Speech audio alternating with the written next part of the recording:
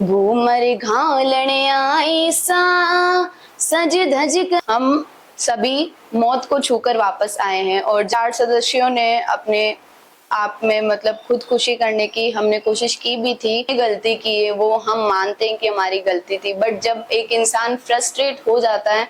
नमस्कार सभी दर्शकों, आप जुड़े हैं आप लोग मीरता फेसबुक पेज और यूट्यूब चैनल पर।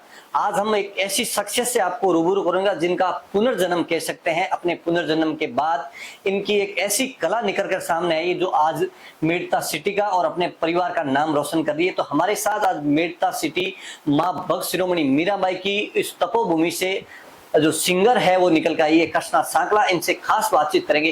कृष्णा जी, सबसे पहले आपका हमारे चैनल पे बहुत बहुत स्वागत है। धन्यवाद। हमारे दर्शकों को आपका थोड़ा सा परिचय दीजिए एक बार। नमस्कार, मेरा नाम कृष्णा सांकला है और मेरी उम्र 15 साल है और मैं पढ़ाई भी करती हूँ। मैं अभी 10वीं क्लास में हूँ। कृष्णा, सबसे पहले हमारे दर्शकों को ये बताइए कि 2023 के अंदर ऐसा क्या परिवार पे एक संकट आया जिस तरह से आपके परिवार का पूरा पुनर्जन्म किया जा सकता है? ऐसे लाइफ में डिफिकल्टी सबके आती है, वैसे मेरी फैमिली पर भी आई थी और हमारे परिवार के 4 सदस्यों ने अपने आप में मतलब खुदकुशी करने की हमने कोशिश की भी थी और उनमें से मैं एक थी। तो हम सभी मौत को छूकर वापस आए हैं और जब मेरी तबीयत वापस सही हुई, बहुत समय लगा था, फिर मैंने निश्चय किया था कि ये मैं मौत से छूकर वापस आई हूँ और मेरा पुनर्जन्म है, तो अब मुझे कुछ करके दिखाना है और जो हमारे हित में नहीं थे, जिनके कारण ये हुआ है, और उनका मुंह बंद करना है कुछ ना कुछ करके। फिर मेरी कला मुझ में पहले ही थी। जब मैं 8th क्लास में थी तब से मैं गाने लिखती थी और मैंने एक दिन पापा को बोला कि पापा मैं सिंगिंग करना चाहती हूँ। तो पापा ने एक बार का मना कर दिया था, पर लड़की हूँ तो क्या हुआ, सपना सभी का होता है। तो मैंने भी दृढ़ निश्चय कर लिया था कि मैं करूंगी तो सिंगिंग करूंगी, वरना कुछ नहीं करूंगी। तब पापा ने भी एक बार का मना कर दिया, फिर मैंने वापस बोला। ये जो आपका अंदर का टैलेंट था, आपको कितने टाइम पहले कौन सी एज में थी तब पता चल गया कि मैं सिंगिंग कर सकती हूँ? मैं जब 14 या 13 साल की थी तब मुझे ये पता चल गया था। 8th क्लास में न्यू ईयर के बाद 2023 में मैं गाने लिखने अचानक से स्टार्ट कर दिया था। फिर मेरी बड़ी बहन ने मुझे सपोर्ट करके बोला कि तो इसमें आगे बढ़ सकती है और ये तेरा फ्यूचर भी हो सकता है। तो उसके सपोर्ट के कारण मैं आगे गाने लिखती गई, गाती गई, पर किसी को उस टाइम बताया नहीं।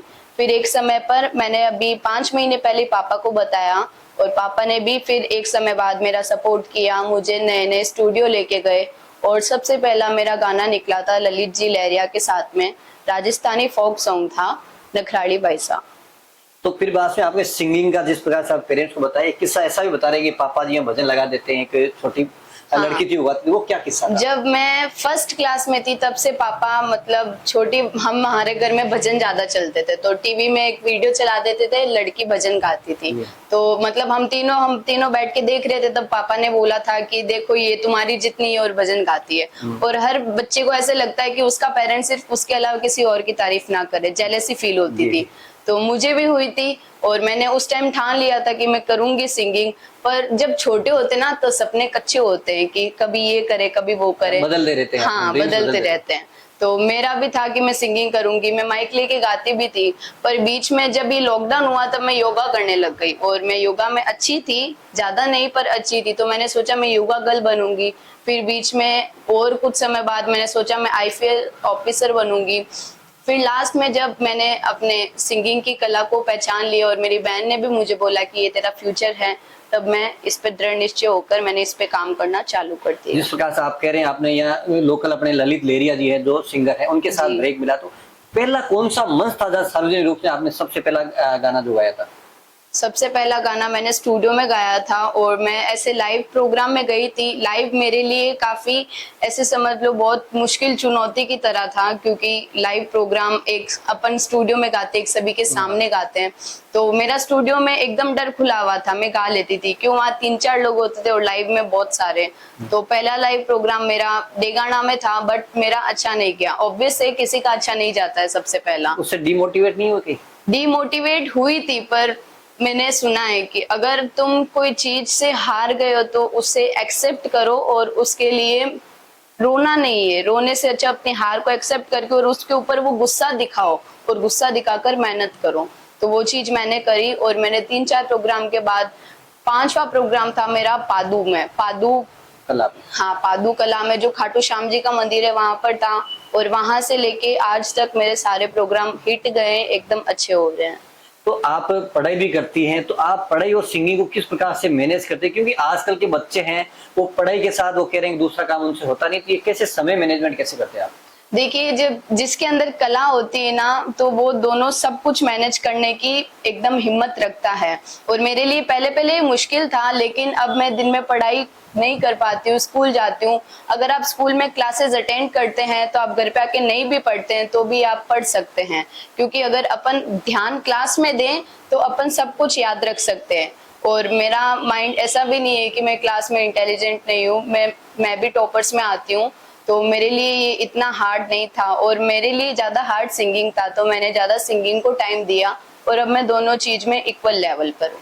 आजकल के जिस प्रकार से सोशल मीडिया का जमाना आ गया है, जिस प्रकार से वल्गैरिटी भी फैली है, तो पेरेंट्स इस प्रकार से लाइव कंसर्ट जाते हैं, मंच पे जाते हैं, पेरेंट्स लोग कभी हिस्सेदार नहीं होते, कभी मना नहीं करते आप? नहीं, मैं मना नहीं करती, क्योंकि नहीं, आपके पेरेंट्स आपको किस प्रकार से सपोर्ट करते हैं? मेरे पेरेंट्स, मैंने जब बोला था कि एक बार पापा ने मना किया था, उसके बाद पापा ने मना नहीं किया। पापा को ऐसे सभी ने बोला था कि ये तो लड़की है, तुम लड़की को कब तक लेकर घूमोगे, बट मेरे पापा ने बोला कि अगर मुझे बोला था ये बात कि ना, मैं सबसे लड़ जाऊंगा, बस तू अच्छा कर, तू अपना परफॉर्मेंस अच्छा कर। और ये मेरे लिए एक प्राउड की बात है कि मेरे पापा मेरे ऊपर प्राउड करके और इतना ट्रस्ट करके सभी लोगों से लड़कर मेरे लिए कर रहे हैं, तो मेरे लिए एक अच्छी बात है। और मेरे पापा मेरे सपोर्ट में है। और मेरी फैमिली, वैसे भी मेरे पापा के अलावा मेरा भी कोई नहीं है, मम्मी पापा, बस मेरी इतनी फैमिली है। तो आपने इतनी आपकी 5 महीने की जर्नी अभी हुई है, तो आपको सबसे आपकी लाइफ में सबसे बढ़िया और सबसे अच्छा मंच अब तक कौन सा मिला है? मेरे को ऐसे तो अभी प्रेजेंट में इसी महीने में मेरे को गजेंद्र राव जी के साथ में भी गाने का मौका मिला था, लेकिन मेरे लिए जो सबसे अच्छा मंच है वो अपनी मीरा नगरी का जो मीरा महोत्सव था वो लगता है मेरे लिए, क्योंकि मैं जिस भूमि पर मैंने जन्म लिया है उस भूमि पर अपनी कला दिखाना एक बहुत अच्छी बात है और बहुत बड़ी बात है मेरे लिए। क्योंकि यहाँ पर सभी ने बोला था कि स्थानीय कलाकार को नहीं लिया, मौका नहीं देंगे, और फिर भी यहाँ के लोगों ने मुझे मौका दिया, एक भजन ही क्यों ना हो पर गाने का मौका दिया, वो मेरे लिए बहुत बड़ी बात थी। और सभी के लोग यहाँ बहुत ज्यादा खुश हुए थे मुझसे, तो मेरे लिए ये बहुत बड़ा मंच रहा। तो आप सिंगिंग के साथ ही सोशल मीडिया पे, जैसे इंस्टाग्राम और फेसबुक और रील का जमाना है, तो वहां पे भी सिंगिंग करके आपका कुछ रील वगैरह शेयर करते हैं आप? या मैं सभी में शेयर करती हूँ। मेरा इंस्टा अकाउंट भी है, मेरा फेसबुक अकाउंट भी है और मेरा यूट्यूब चैनल भी है, सभी है, मैं सभी में शेयर करती हूँ। क्योंकि मैं चाहती हूँ सिर्फ लाइव में ही नहीं, सभी लोग मेरी कला को पहचाने और सभी दर्शक ये देख के और मोटिवेट हो कि आजकल के जमाने में सिर्फ लड़के ही नहीं, लड़कियां भी बहुत कुछ कर सकती है। और आपकी लाइफ में 2023 में एक ऐसा दौर आया था, उस दौर से आप रिकवर होने, आप कह रहे हैं दूसरा मेरा जन्म हुआ, तो ऐसी परिस्थिति में अन्य हमारे जो दर्शक देख रहे हैं उनको क्या संदेश देना चाहिए? किस प्रकार से परिस्थिति आप उभर के आए और किस प्रकार से लोगों को क्या संदेश देना चाहेंगे? मैं आप सभी को यही संदेश देना चाहती हूँ कि देखिए, मुश्किलें सभी के जीवन में आती हैं। जो हमने गलती की है वो हम मानते हैं कि हमारी गलती थी, बट जब एक इंसान फ्रस्ट्रेट हो जाता है तभी गलती करता है।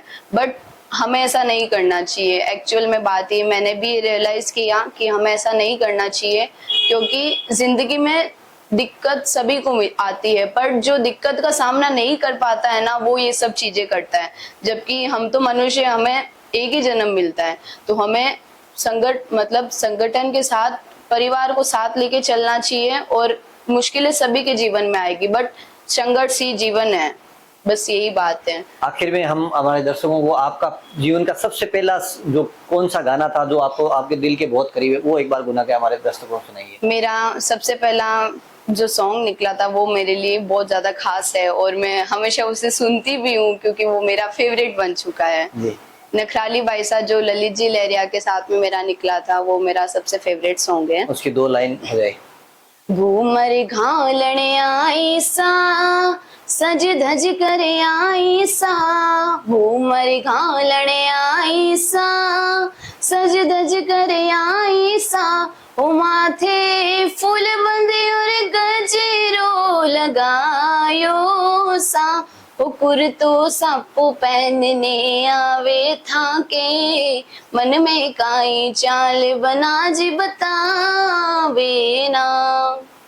एक ऐसा नगमा कोई दूसरा हो जो आपको गुनगुनाना सुनना बहुत पसंद है? ऐसे तो बहुत सारे फिर भी गाने फेवरेट हैं, वन। बट ऐसा तो अभी, हाँ, जो ये एक ट्रेंडिंग में भजन चल रहा है वो मेरा बहुत फेवरेट है। वो है, वो फूल डाले आओ माली जी, मारे घरे आवेला भगवान। वो फूल डाले आओ माली जी, मारे घरे आवेला भगवान। ये मेरा इसलिए इतना फेवरेट है क्योंकि ये है खाटू जी का भजन। ऐसे ज्यादा ये खाटू जी का ही मान्यता है और मैं उनके बहुत ज्यादा क्लोज हूँ, मैं श्री कृष्ण के बहुत ज्यादा क्लोज हूँ। और आप सिंगिंग की दुनिया में अब धीरे धीरे कदम रखे हैं, तो आपका अगला क्या ड्रीम है? किस प्रकार से आप, जिस प्रकार से इन लोगों का होता है इंडियन आइडल में जाना, सारेगामा का, आप कौन सा मंच देखते हैं कि उस मंच तक आप जाने की इच्छा रखते हैं? मैं चाहती हूँ कि मंच तो कोई छोटा या बड़ा नहीं होता, पर मैं चाहती हूँ कि जो सोनू सिसोदिया है वो मेरे लिए मतलब मेरी आइडल जैसी है, क्योंकि उन्होंने भी जैसे शुरुआत की थी, उन्होंने मुझसे बड़ी एज में शुरुआत की थी, बट उनको भी उनके पापा लेके जाते थे और मेरे को भी मेरे पापा लेके जाते हैं।